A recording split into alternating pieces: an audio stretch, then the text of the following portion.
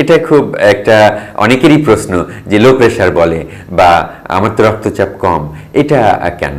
দেখুন, একজন মানুষের রক্তচাপ কমে যাওয়ার খুব সঙ্গত কারণ ছাড়া কমে না। যেমন আমরা বলছিলাম যে উচ্চ রক্তচাপ, রক্তচাপ বেড়ে যেতে পারে, বাড়তে পারে, সেটা হয়তো কোনো লক্ষণ থাকে না, কিন্তু রক্তচাপ একেবারে সিগনিফিকেন্টলি কমে যাওয়া মানে কিন্তু তার কোনো কারণ থাকাটাই স্বাভাবিক।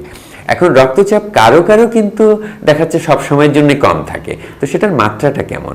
যদি কারো দেখা যাচ্ছে যে উপরের সিস্টোলিক রক্তচাপটা 100 বা তার কম থাকে অনেকের সবসময়ের জন্য, সেটা যদি কোনো অসুখ বিসুখ তার ধরা না পড়ে তাহলে কিন্তু এটা তার জন্য স্বাভাবিক হতে পারে, যদি তার কোনো লক্ষণ না থাকে। কিন্তু উচ্চ রক্তচাপের কথা বলছি না, এটা আমরা নিম্ন রক্তচাপের কথা বলছি, যে রক্তচাপ কমে যেতে পারে কিনা। এটা সাধারণত ধরুন কারো হঠাৎ করে পাতলা পায়খানা হলো বা বমি হলো বা কোথাও থেকে রক্তক্ষরণ হলো, তাহলে এই যে আমাদের রক্তের ভলিউমটা কমে যাওয়ার কারণে কিন্তু তার রক্তচাপ কমে যেতে পারে, সেটার জন্য কিন্তু তার লক্ষণ প্রকাশিত হবে। তো কম রক্তচাপ বা লো প্রেশার হলে কেমন হয়? দুর্বলতা লাগে, সে দুর্বল বোধ করে, তার মাথা হালকা বোধ হয়, মাথা ঘুরানি লাগে, এগুলো হলো কম রক্তচাপের লক্ষণ।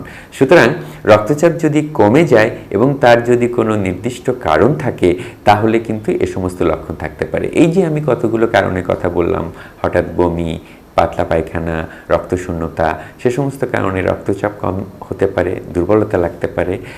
আর অন্য যে সমস্ত কিছু কিছু অসুখের জন্য রক্তচাপ কমে যেতে পারে, ধরুন কারো হৃদরোগ আছে, ধরা পড়েনি, কিন্তু হৃদরোগটা এমন মাত্রায় চলে গেছে যে তার হার্টের পাম্পিং ক্ষমতাটা কমে গেছে, তার রক্তচাপ কম হতে পারে। তারপর কারো হঠাৎ করে হার্ট অ্যাটাক হলো, হার্ট অ্যাটাক থেকেও কিন্তু রক্তচাপ কমে যেতে পারে। সুতরাং রক্তচাপ যদি কমে যায় এবং তার জন্য যদি তার লক্ষণ থাকে, এই যে লক্ষণগুলোর কথা বললাম, তাহলে কিন্তু তার নির্দিষ্ট কোনো কারণ থাকাটাই স্বাভাবিক এবং সেক্ষেত্রে চিকিৎসকের পরামর্শ নিয়ে কারণ উদ্ঘাটন করাটাই সমীচীন। যে রক্তচাপটা নিয়ম করে একটু মাপা দরকার, যে আমার রক্তচাপ বেশি কিনা। তো অনেকে ভাবেন কি মাপার কি দরকার, আমার তো কোনো অসুবিধা হয় না, তো আমার মাপার কি দরকার? এটা একটা ভুল ধারণা, কারণ বেশিরভাগ ক্ষেত্রে কোনো লক্ষণ থাকে না, সুতরাং আপনাকে ওই মাপলেই পরে ধরা পড়বে। আবার অনেকের ভুল ধারণা আছে আমার বংশে কারো উচ্চ রক্তচাপ ছিল না, সুতরাং আমার থাকবে এমন কোনো কারণে মাপার দরকার নেই, সেটাও ভুল ধারণা। তারপরে হয়তো বলে যে আমার তো শরীরের কোনো ওজন বেশি নাই বা আমি নিয়মিত চলি, খাবার খাবার আমি স্বাস্থ্যসম্মতই খাই, আমার হয়তো উচ্চ রক্তচাপ থাকতে পারে না, তা না, কিন্তু এগুলো ভুল ধারণা। সুতরাং উচ্চ রক্তচাপ ধরতে গেলে মাপতে হবে। আবার অনেকে হয়তো একটা মাপলে, নিজে নিজে মাপলো বা মেপে রক্তচাপ বেশি পেল, সে ভাবলো আমার উচ্চ রক্তচাপ, এটা তেঁতুল গোলা খেলে ঠিক হয়ে যাবে, এটা আমরা খুব বেশি শুনি। হ্যাঁ, কিন্তু এটা একদমই একটা ভুল ধারণা। তেঁতুল গোলা খেলেই রক্তচাপ কমবে এর কোনো বৈজ্ঞানিক ব্যাখ্যা নেই। বরং উচ্চ রক্তচাপ কিন্তু লবণ, খাবার লবণের সাথে সম্পর্কিত আছে।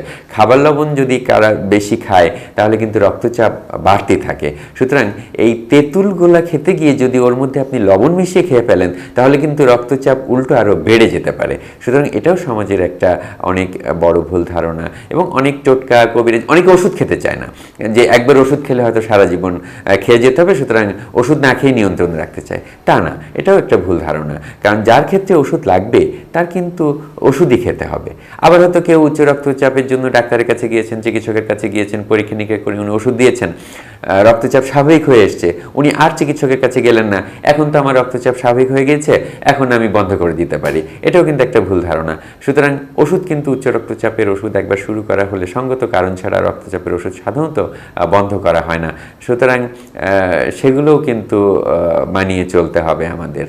হ্যাঁ, আবার আরও কিছু ভুল ধারণা আছে, যেমন পরিবারে হয়তো একজন উচ্চ রক্তচাপের রোগী আছে, কেউ হয়তো মেপে রক্তচাপটা বেশি পেল, তো হয়তো উনি যে ওষুধটা খাচ্ছেন সেও হয়তো দেখা দেখি একটা ওষুধ শুরু করে দিল, তা না, কিন্তু এক একজন মানুষের জন্য এক একটা ওষুধ সিলেক্ট করা হয়, এটা চিকিৎসকই ভালো বুঝেন। সুতরাং কার জন্য কেমন ওষুধ প্রযোজ্য লাগবে সেটাও কিন্তু চিকিৎসকের পরামর্শ অনুযায়ী ঠিক করতে হবে।